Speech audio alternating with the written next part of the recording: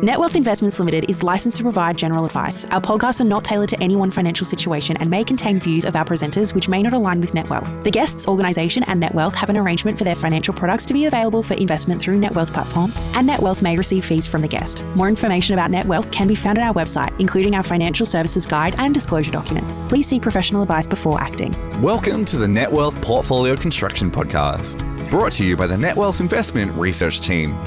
Join us as we speak with key wealth management professionals to uncover opportunities and challenges on a diverse range of topics. So you really have to know what you own and not assume everything in a category will behave the same way or similarly.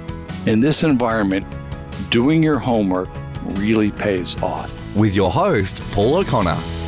Hello all and welcome to the Net Wealth Portfolio Construction Podcast series. I'm Paul O'Connor and my role at Net Wealth is as Head of Investments. We're fortunate to have Mike McCorry joining us today on the podcast, who is the Chief Investment Officer for BlackRock's Australian business. Given Mike's role as Chief Investment Officer, or CIO, I thought we'll step back and look at the global macro backdrop that's shaping markets as we move through 2026. Then we'll attempt to connect that macro view to a very practical portfolio construction question. How do we diversify outcomes when the traditional diversifiers seem to be proving less reliable? BlackRock Investment Management Australia Limited is a wholly owned subsidiary of BlackRock Inc. that's publicly listed on the New York Stock Exchange. The company has a majority of independent directors on its board. BlackRock is the largest investment manager in the world, managing almost $12 trillion in assets under management, and is a provider of global investment management, risk management, and advisory services to institutional and retail clients around the world, and offers capabilities across equity, fixed income, cash management, alternative investments, and real estate strategies. Michael McCorry, PhD, Managing Director, is BlackRock Australia's Chief Investment Officer and a member of BlackRock Australia's Board and Executive Committees. Dr. McCorry, or Mike's, prior roles all involve leading portfolio management and research teams across equities, fixed income, and global macro. He joined the firm in 1997 as Head of Research for Australia with responsibility for the ongoing development of Australia's active investment strategies.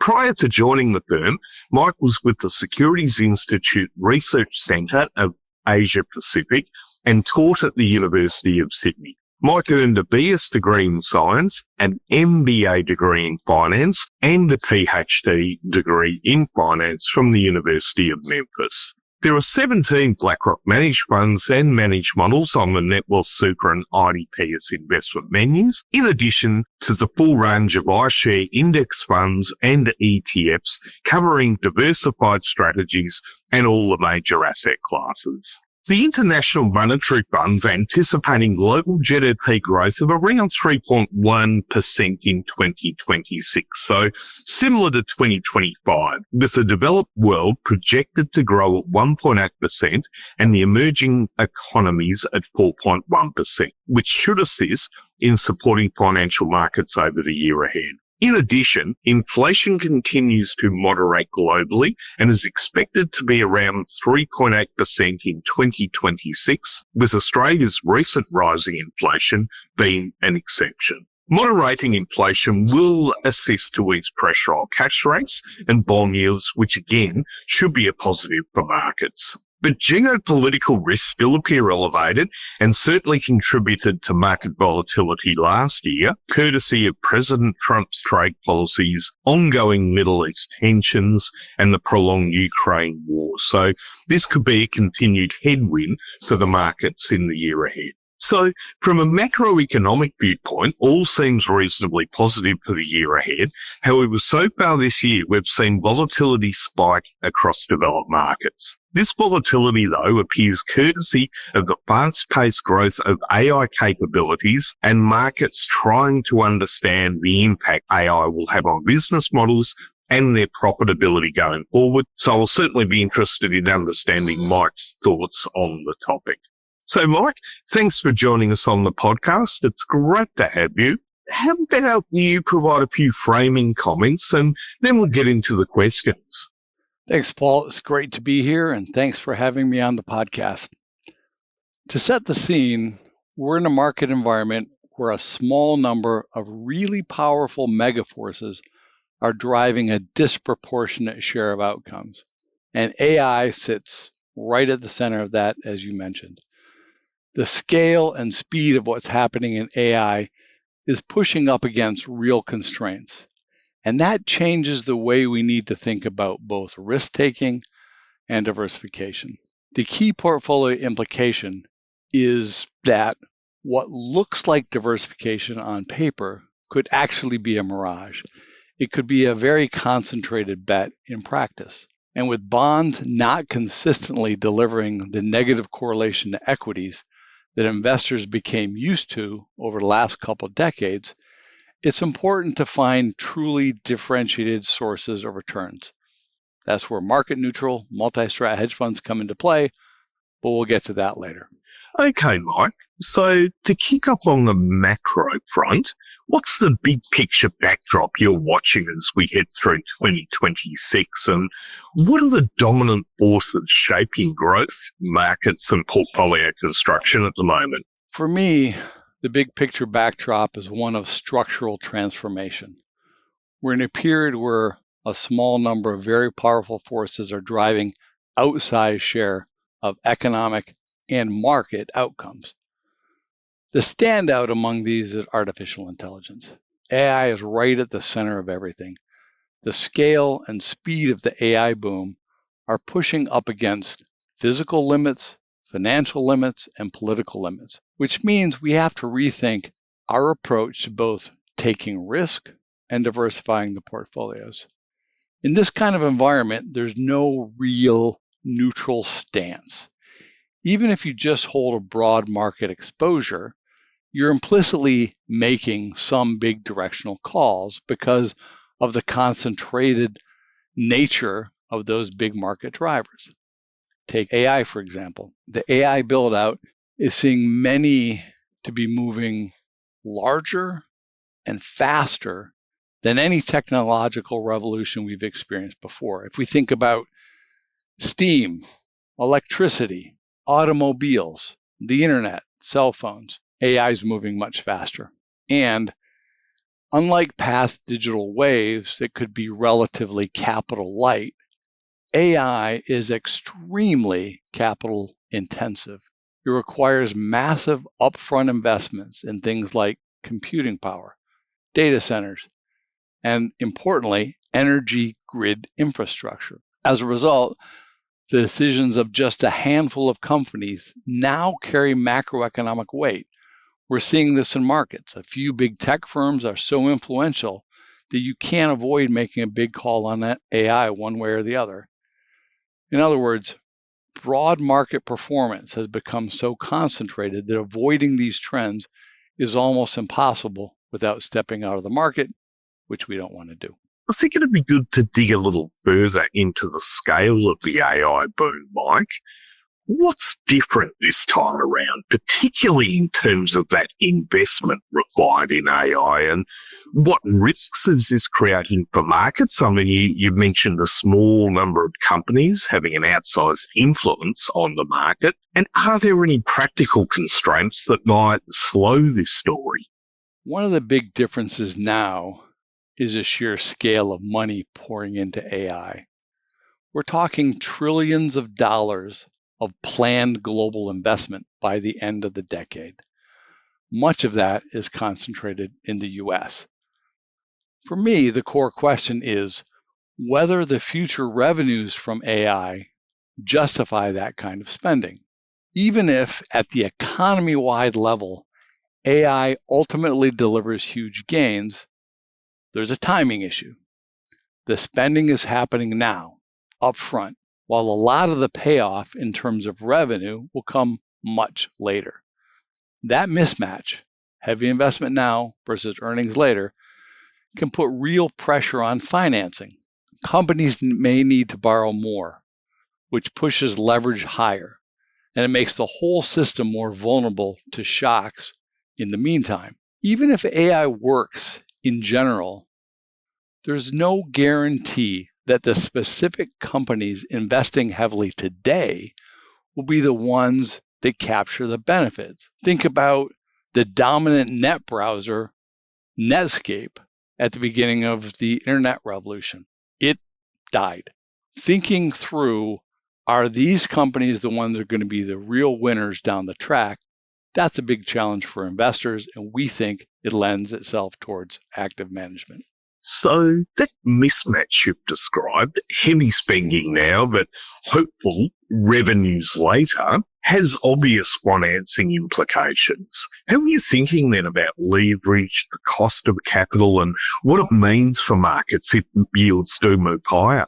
Because of this front-loaded investment and back-loaded payoff, we're already seeing an increase in leverage. The largest tech firms do have the capacity to borrow, and many are taking on debt to fund their AI ambitions. This is all happening against a backdrop where governments are also heavily indebted, particularly the US, and the public sector has limited room to genuinely support that growth. So there's more and more reliance on private credit markets to finance many things, which means that credit issuance is rising and the cost of capital may well be pushed up. It also means the whole financial system gets more sensitive to things like spikes in bond yields, worries about government finances, and tensions between keeping inflation down and managing those high debt levels. Beyond financing, what are the biggest physical constraints? Is it power supply, the rollout of data centers, bigger power for data centers, grid capacity, permitting that could slow the AI build out? Paul, you've nailed it. Aside from the financial aspects, we have to consider the physical constraints of the AI build out. Scaling up AI isn't just about capital. It also depends on the infrastructure, much of which in the US is ancient and needs to be replaced for existing capacity, much less the new AI builds. And we're seeing big needs in power, cooling system, chips, and there's big backlogs there. Networking, real estate is becoming somewhat controversial. Data centers, permitting and regulation, and the engineering talent and operational folks to run the data centers. If we just focus on power for a minute, you need enough energy to power all of these data centers, and the power grids have to be robust enough to deliver that energy reliably. That is a question. Right now, data centers are on track to consume a meaningful share of our electricity capacity within this decade. That's astounding. Those numbers, depending on which country and which state, can be from 25% to the vast majority of the power needs that are being generated. We could easily hit bottlenecks where the grid can't handle the additional load, or we're getting permits for these projects slows everything down. Those bottlenecks could delay AI projects and force companies to spend more on workarounds or upgrades. And if you look at China, they're building out grid capacity and energy infrastructure faster and often more cheaply than we are in the West. So that's a competitive factor as well. Efficiency improvements like better chips or better cooling systems will help stretch resources, but they won't remove the fundamental constraints. The flip side of these challenges is that they highlight investment opportunities. For example, companies involved in upgrading power systems, expanding grid capacity, providing critical minerals for tech, or even streamlining the permitting process might benefit hugely as these bottlenecks get addressed. And given that governments can't foot the bill for this, there's a big role for private capital to play in funding infrastructure need for AI revolution. Certainly sounds like an arms race in terms of both capital and infrastructure. So obviously I appreciate your earlier comment around active management and trying to pick the duration as to when the revenues can actually capture.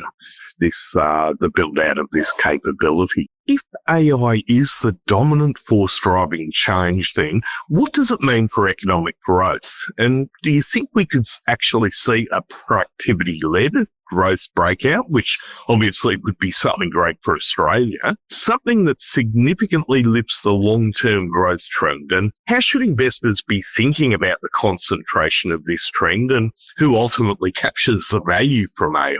There's a lot of talk about AI potentially sparking a productivity boom and possibly raising the long-term growth rate of the global economy. Historically, even major innovations, electricity, automobile, internet, they didn't manage to boost sustained GDP growth beyond the trend of around 2% per year in the US. The BlackRock Investment Institute thinks AI could very well be different. It has the potential to dramatically improve efficiency in pretty much every industry. More intriguingly, AI could accelerate innovation itself. If AI can help us generate and test new ideas faster, say in drug discovery, material sciences, software, then breakthroughs could come more quickly. That scenario, if it plays out, could give us something we haven't had in a long time, a genuine, sustained uptick and a trend growth, or a growth breakout. But I have to stress, this is not a sure thing. It's a plausible scenario, one the BlackRock Investment Institute believes could happen. But massive investment alone doesn't guarantee it. The technology has to deliver and be adopted widely before we can say growth will structurally shift higher. So if we do get a productivity uplift, how should investors think about who captures this value, and what evidence would you be looking for that we're seeing a genuine trend growth shift?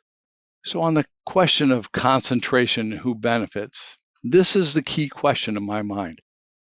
AI investment is heavily concentrated in a few big names today. Their fortunes are starting to shape broader economic metrics and likely growth and inflation. If we're at the high end of optimistic expectations, current business plans and revenue forecasts for those companies still might not fully justify the sums of money that they're investing.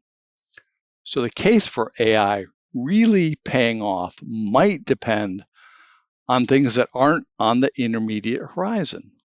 New revenue streams or entire new markets need to be opened up for AI. An economy-wide adoption of AI that lifts all boats. It's very uncertain where the majority of the economic gains will flow. Kind of like at the beginning of the internet.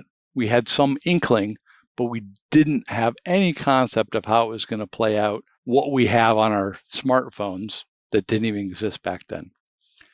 Big tech could capture a lot of it, sure, but maybe other industries will find a way to use AI to their advantage. Or we might see brand new companies emerging as AI specialists. This uncertainty is a strong argument for active management. For managers that are digging deeply and understanding the trends, what a company's strengths and weaknesses are. It's not enough to just own a broad market index and assume you have AI exposure covered.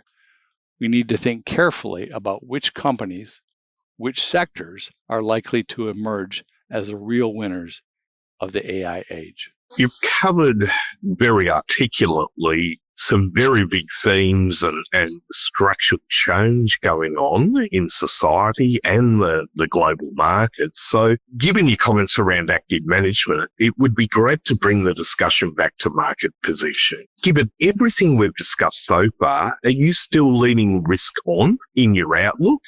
And with this more levered, capital-intensive economic backdrop, how has it changed the way we should be thinking about portfolio construction and the reliability of traditional shock absorbers like duration or long-term bonds? So despite the uncertainties, we remain broadly risk-on in most of the multi-asset portfolios at BlackRock.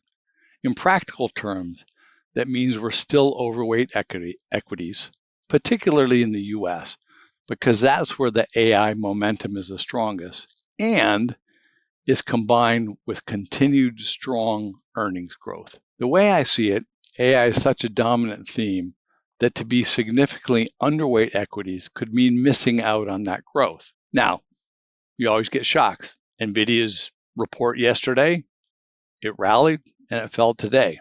It was incredibly strong, but we need to look through this. What I'm paying attention to is how the leadership might broaden out going forward. We could see more emphasis on sectors like energy and infrastructure if they become critical to addressing the bottlenecks created by the rapid growth and AI expansion. So it's not a question of whether to invest in AI-driven growth, but I think rather how to invest in it effectively and sustainably. These days, you can't assume long-term bonds will be the portfolio shock absorber. With inflation risk, policy noise, and bigger rate swings, stocks and bonds can wobble at the same time. So portfolio construction needs to be more intentional. Diversify what drives returns, not just using asset labels of stocks and bonds. Stay mindful of liquidity and add things that can work when markets get choppy. If you're staying risk on in portfolios, how do you think about protection and diversification, especially given your comments around long-term bonds and that they have not tended to cushion the equity drawdowns in recent years? Regarding the effects of a more leveraged and capital-intensive system on portfolios, it definitely shakes up some of the traditional thinking. Opportunities are emerging outside of equities. For instance, in credit markets and infrastructure finance, because those are areas that stand to grow in a capital-hungry world. But at the same time, we have to recognize some tried and true diversifiers might not provide the same cushion they once did. Long-term government bonds, the classic safe haven, have shown they can decline at the same time as stocks under certain conditions. That's a big change from the pattern we grew accustomed to over the past couple of decades. In a system that's facing ongoing inflation, it feels more like the 70s, 80s, and early 90s, and is loaded with debt. I would generally expect higher overall volatility and potentially more correlated moves during periods of stress. That means, as investors, we have to be more nimble and selective. We might need to lean on things like short-term tactical allocations or alternative diversifiers to manage risk. I think it's all about adjusting the playbook, staying invested in risk assets, but using different tools to hedge and protect the portfolio, like hedge funds as one example. Imagine a world where wealth technology is simplified. NetWealth is continually investing in new tools and platform features to optimize your staff productivity and to give you and your clients the best user experience. With our managed accounts functionality, bring new efficiency and scale to your investment operations. A world of technology awaits. Discover it at netwealth.com.au/woo. Moving to geopolitics, how is global fragmentation and especially the strategic rivalries between the US and China feeding into markets and creating investment opportunities? And I guess on that topic, what's one structural shift in the world of finance that you think people aren't paying enough attention to, Mike? If we start with geopolitics, it's clearly moved back to center stage. The world's becoming more fragmented with strategic competition, especially between the US and China. And that competition is spanning technology, trade, defense, and AI. I think that rivalry matters because AI, in my opinion, will likely shape economic and military leadership. At the same time, Europe is recalibrating. They're increasing defense spending and focusing more on energy security and supply chain resilience. For investors, this fragmentation creates structural opportunities. Defense and aerospace should benefit from sustained spending. Energy and utilities, including renewables and smart grids, they gain as countries prioritize stable domestic power.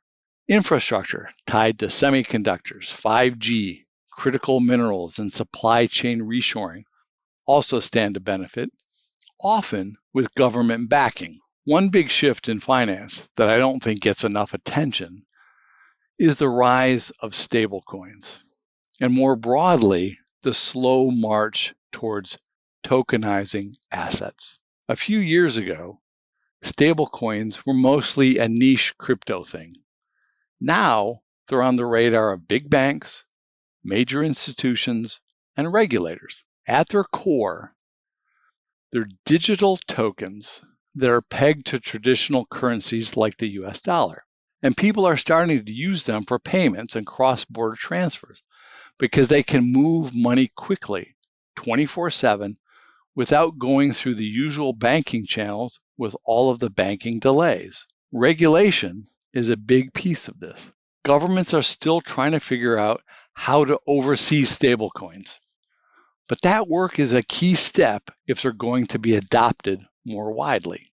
Here's an interesting side effect. As stablecoins plug into everyday finance, they could quietly expand the use of the US dollar in countries where local currencies are unstable. That helps people transact, but also means that local central banks may lose a bit of control. Zooming out, all of this points to a bigger trend. Digital assets and traditional finance slowly blending together. The early innings of a tokenized financial system. It's not going to flip everything overnight, but in 5 or 10 years, the way we trade assets, the way we settle transactions, or even think about money could look very different because of these technologies. Outside of the stock market, where do you see the most compelling opportunities right now? And I guess I'm interested in other areas like credit. We've seen the huge growth of private credit, but also the increasing use and acceptance of real assets in portfolios. And I guess also on the flip side, as markets become more dispersed and less predictable, what sort of risks or watch-outs should investors be keeping in mind? So we start with the question, outside equities. I think private credit remains very interesting, but being selective is critical.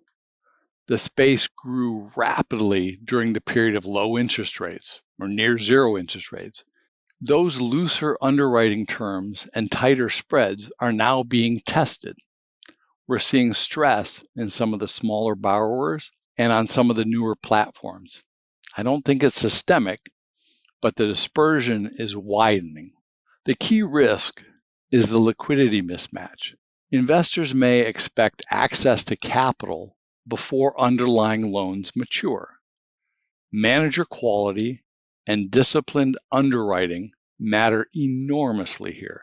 A second thing that I think is really interesting is infrastructure. We've talked about that, but I think it's particularly compelling. Massive global need for power grids, the green energy transition, which I haven't talked much about, which I think is very important, data centers, and transport networks. Many of these offer stable, and many are inflation-linked cash flows that can anchor portfolios defensively. Infrastructure equity, project finance, and infrastructure debt all play a role, especially given the scale of capital required and the limits on the public balance sheets. Emerging markets also offer interesting opportunities, but broad exposure is less attractive than selective positioning. We favor parts of hard currency emerging market debt, where fundamentals have improved and compensation is quite attractive. EM equities are more idiosyncratic. Some countries benefit from AI and tech, others from commodity and supply chain shifts. But the common thread in all of this is dispersion. Winners and losers are separating more than they used to. So you really have to know what you own and not assume everything in a category will behave the same way or similarly. In this environment, doing your homework really pays off. I'd like to circle back to diversification before we move on to hedge funds. And I've heard you use the phrase diversification mirage. So could you explain to the listeners what you mean exactly by that, and why are the old playbooks, especially relying heavily on long-term bonds for diversification, less reliable in today's environment? So when I talk about a diversification mirage, I mean a portfolio could appear diversified, but that is actually driven by one dominant force, say AI. Right now, AI-led growth and a small group of companies influence a large share of market outcomes. You can adjust weightings or move to an equal weighted index, but if the same forces are driving returns, you haven't really changed your exposure much. At the same time, traditional diversifiers, particularly long-duration government bonds, haven't reliably cushioned equity drawdowns. We've seen stocks and bonds fall together massively like they did in 2022. And that challenges decades of assumptions. Gold can help tactically, but it's not a universal hedge. So diversification still matters, but the automatic version of it doesn't. It requires more intentional construction, thinking carefully about underlying risk drivers, and ensuring you truly have exposures that behave differently when stress hits.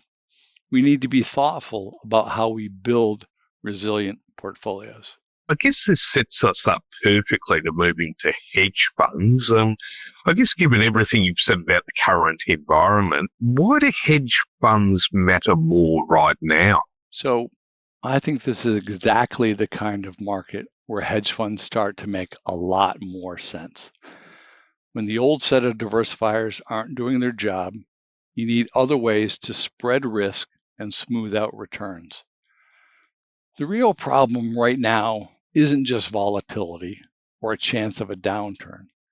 It's that a lot of the upside is coming from a very narrow set of drivers. AI is an obvious one, but you also see things like persistent inflation, leverage in the system, and very specific geopolitical outcomes moving markets.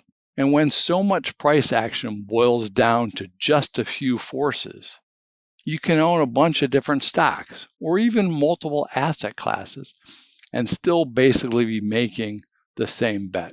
It's a fragile setup. Hedge funds are designed for environments like this because they're not stuck hugging an index or running long-only portfolios. They've got the freedom to go different places and try to generate returns that aren't tied to the same handful of market themes. The term hedge fund may sound exotic, but it's really just a legal structure. What they actually do can be wildly different. It's not an asset class on its own. You can have hedge funds that are trading equities, credit, FX, commodities, all the global markets, the whole menu. And they're not typically about crazy leverage or huge moonshot bets. The common idea in a hedge fund is they're trying to earn returns through skill and strategy, not just by riding the market. A useful way to frame this is they're trying to isolate alpha from beta. Alpha is the return from specific insights or inefficiencies in markets. Beta is just the market going up or down. So depending on the strategy, they might go long, short, they might trade around events, or they might arbitrage positions. It's about finding mispricings and taking advantage of dispersion, even if the overall market is flat or choppy. And for hedge funds that are highly diversified and market neutral, that's important, being market neutral. They can make money when markets are up or down. Just like to dig a little bit deeper into hedge funds. What about the current cycle makes it unique for hedge funds? And as investors consider adding hedge funds to their portfolios, what are the key caveats or potential pitfalls they should keep in mind to avoid the common mistakes others have made? That's a totally fair question. There's this myth that hedge funds are just more risk, highly geared instruments. Most of the time, it's really about risk managed differently, not simply ramped up. The markets we're in right now, where a handful of winners are sprinting ahead and a lot of stuff is lagging behind, creates what we call dispersion. Even if the index is kind of drifting along, underneath the surface, you've got big performance gaps between individual stocks, individual sectors, and themes. Hedge funds tend to love that environment because they can try to make money off the differences, not just the overall market direction. So, for example, a long-short equity fund doesn't need the whole market to rise. It just needs the stocks that it goes long to outperform the ones that it goes short. If you nail the winners and the losers, you can even do fine in a flat or down market. A relative value hedge fund strategy might focus on the spread between two related assets, for example, two bonds, and profit depending on the way they're positioned if spreads narrow or widen without needing bonds to broadly rally. Event-driven strategies zoom in on situations like mergers or restructurings where the outcome of the event matters way more than whether the market is up or down. That's also why hedge funds can complement diversification in different ways. Traditional diversification is usually own some stocks, some bonds, maybe some real estate, based on the idea that those buckets will behave differently when something breaks. And historically, stocks down, bonds up often worked, at least for a long stretch when inflation was contained. But in a world where we have sticky inflation, where it's tending to be above what central banks want it to be, and a lot of leverage in the system, those relationships can fail right when you need them the most. Correlation can spike, and suddenly everything moves together. Hedge funds try to solve that by diversifying by strategy and return source, not just asset label. Instead of asking, what bucket is this? They're asking, what's the actual bet here? And where does the return really come from? That can create more economic diversification, positions that can pay off for different reasons, not just because the whole market went higher. And in a portfolio, hedge funds aren't there to replace your core stock and bond exposures. They're meant to sit alongside them. Think of them as an extra layer of resilience. In a roaring bull market, they might lag a bit because they're not fully riding the upside. But when things get messy, volatility spikes, leadership changes, regimes shift from low inflation to high inflation, low rates to higher rates, that's when they really earn their keep. They can act like a shock absorber. They can help to steady the ride when a lot of traditional assets are all moving the wrong way at the same time.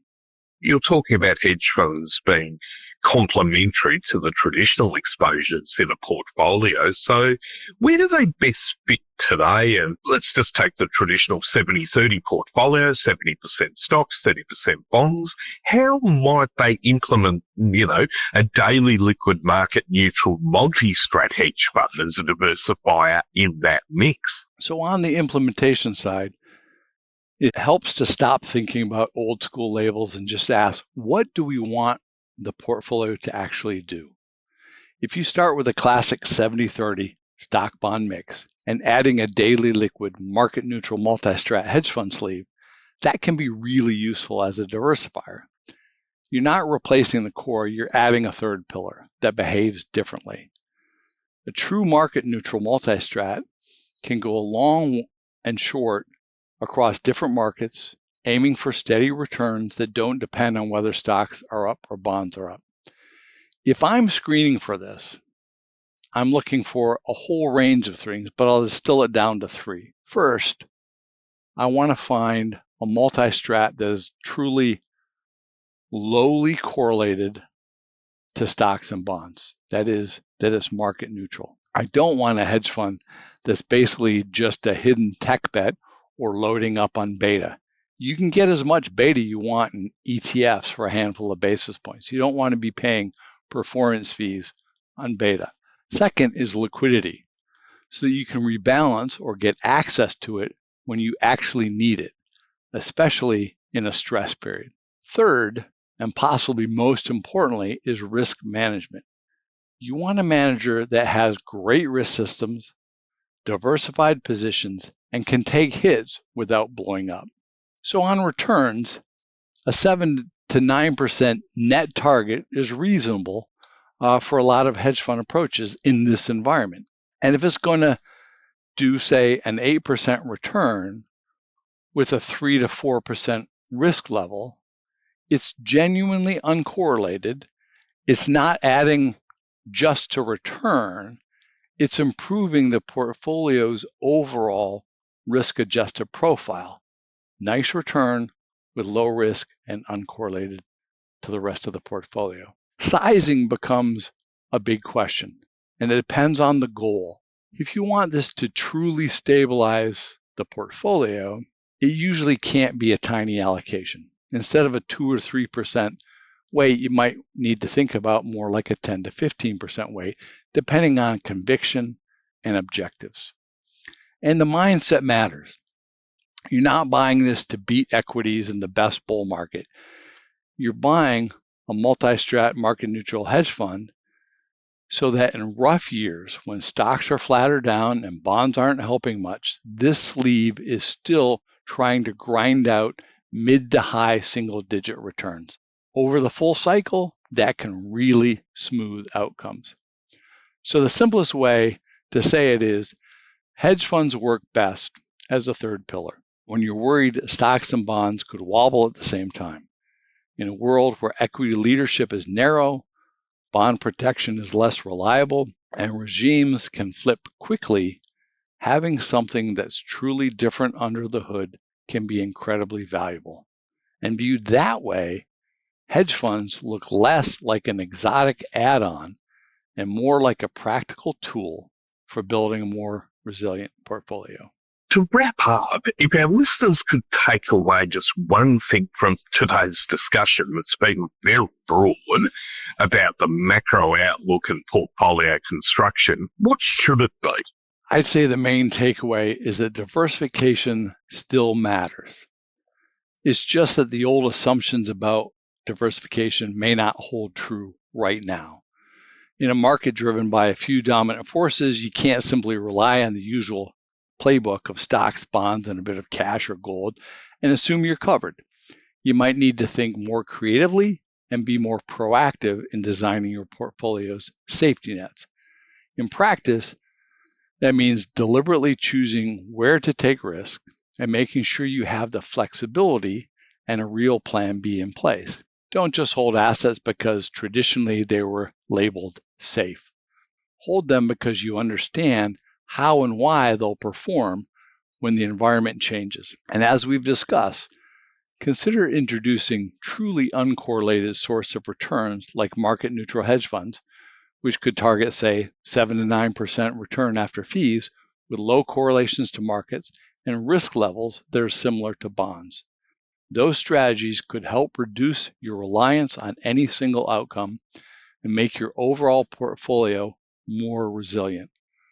Ultimately, diversification is not dead. It has just evolved.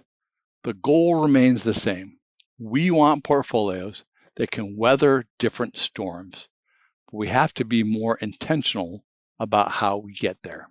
That's a great note to end on there, Mike. So, really thank you for joining us on the Portfolio Construction podcast series today.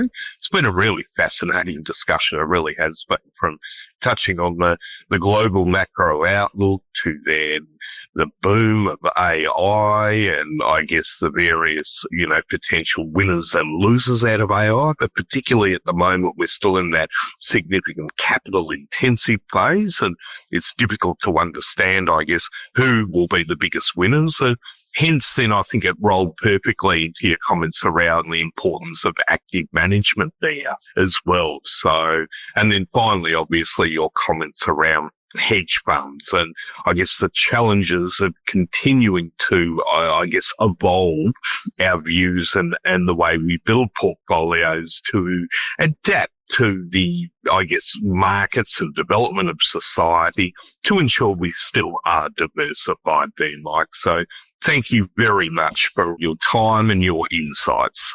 Thanks for having me, Paul. It's been a pleasure. And to the listeners, I hope you've enjoyed the discussion with Mike McCorry today as much as I have. And I certainly thank you very much for joining us on the podcast today. And I'll look forward to you joining on the next installment of the Netwealth Portfolio Construction podcast series. Have a fantastic day, everyone. Thank you. Thanks for listening to Netwealth's Portfolio Construction Podcast. Follow the show for future episodes. Leaving a review helps others find the podcast. And for more information and show transcripts, visit netwealth.com.au.